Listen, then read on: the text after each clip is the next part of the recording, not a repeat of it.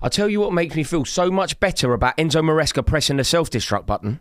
Watching Mikel Arteta. Watching how he manages that team. Watching the way that he steers his team in the most considered and elite level way.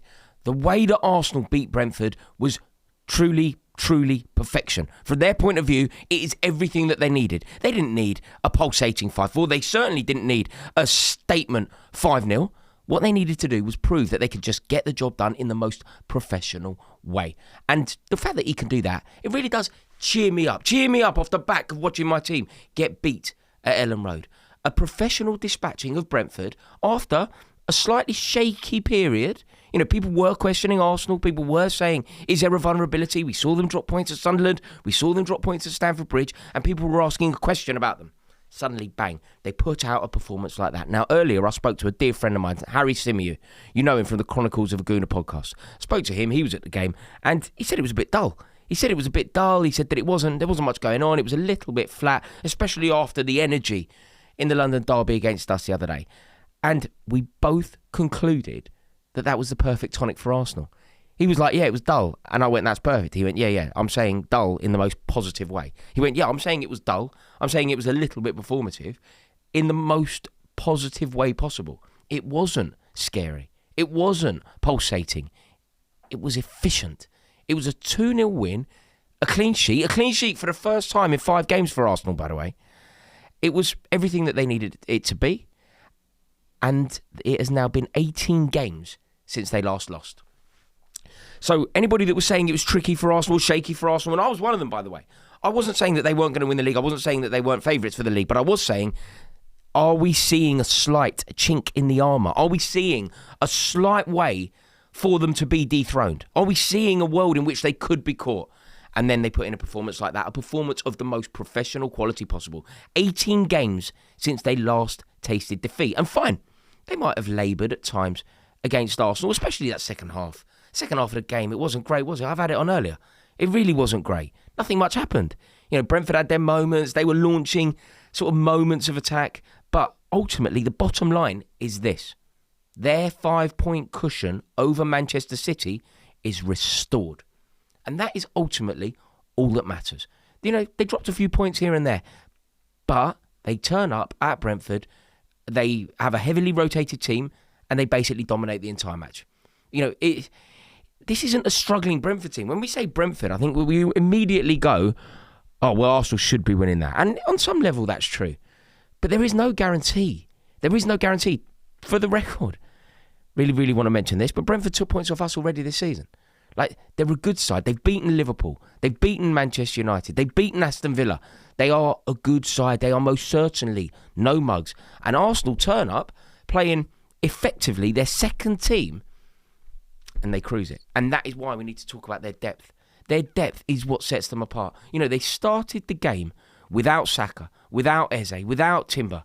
They started a game without Saka. And the other two you can kind of rationalise. But I've been conditioned to believe that Arsenal start Bukayo Saka. Whether Bukayo Saka is fit or not, Arsenal start Bukayo Saka. And that has been the case since Bukayo Saka was about 17 years old. Do you remember when Mikel Arteta was asked about this? And he started comparing him to Lionel Messi. He literally started saying, well, Barcelona didn't drop Messi when they had him available. And you're like, okay, I kind of see where you're coming from now. It's not a comparison between the two players, but it is most certainly a comparison between the two players' importance to the team. Arsenal have now outgrown... No, I'm phrasing that so wrong. I nearly said there was Arsenal have outgrown Saka. That's so incorrect. Arsenal have worked out a way to raise the tide so that everybody else is on Bukayo Saka's level, so that Bukayo Saka is now not so necessary. He's still one of the best players in the team. He still starts when it most matters. But crucially to Arsenal, they have found a way to win games when they don't have him in the side. And then you think about the players that they have opted to leave out. You know, they've chosen. It was Arteta's decision to leave Saka out, to leave Eze out, to leave Timber out. And then he's been forced to leave out Gabriel, to leave out Saliba, to leave out Havertz, to leave out Gyökeres. How many players have they left out, and yet the result has never looked in doubt? And as soon as you juxtapose this point, this is actually very important. This is actually the point. As soon as you juxtapose everything that I just said there about the players that Arsenal are capable of leaving out and the second string that can come in, the players that come in to deputise for the players that Arteta decides to leave out are all totally capable of starting for Arsenal. Arguably, some would say, should be starting for Arsenal, which is exactly how you want it. You want it a blurry line between your first and second string team.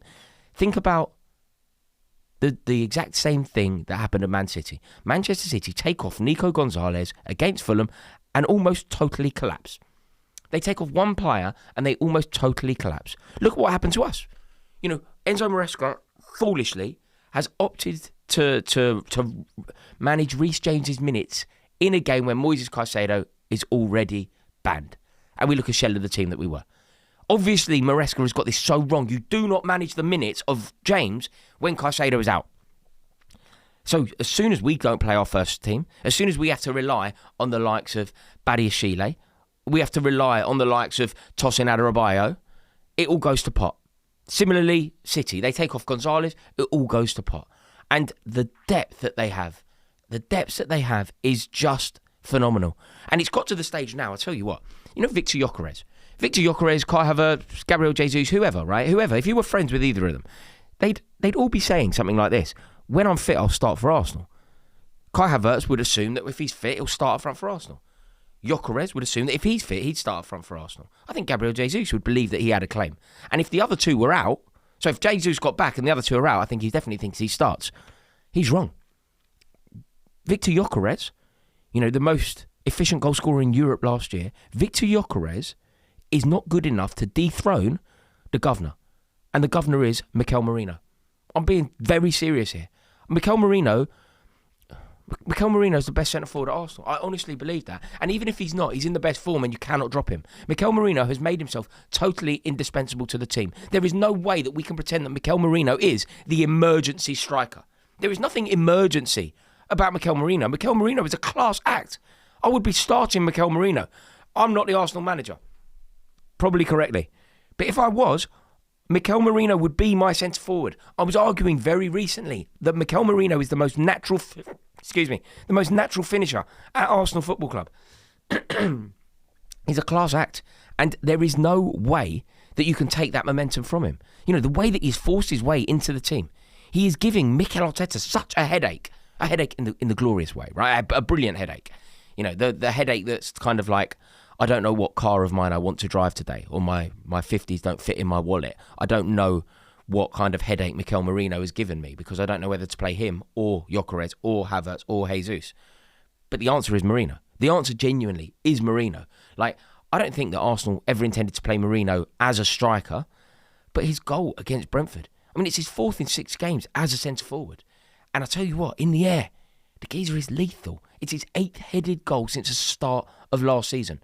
No other Premier League player has scored more headers in that time. Mikel Mourinho, think about the goals that he scored. Think about the snap finishes. Think about what he did in Prague. Do you know a forgotten goal for him because Declan Rice was so good? The goal that Mourinho scored against Real Madrid. Lovely cup of Rosie Lee there.